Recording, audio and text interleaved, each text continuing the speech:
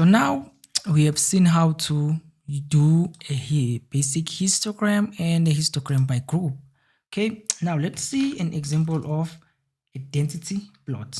So in that case, we come in here and say weight, then we specify our data, which is df, right? And then we come in here and say geom is density, right? So now we want density plots. If we run this, so this here is a basic density plot, right? We can also go ahead and say fill by sex, right? So you notice here we have two different density plots, and it's specifying that, okay, this has filled by sex for female and for males. So this here is an example of a density plot. Okay, so let's say, for example, you wanted to go ahead and you wanted to have your x labels.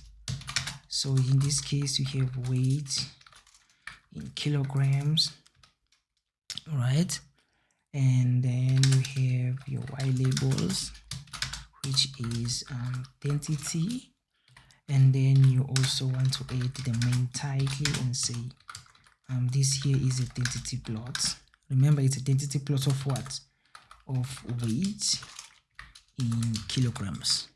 So here is an example of, now we have added the x labels, we have added the y labels as well as the main title into this density plot.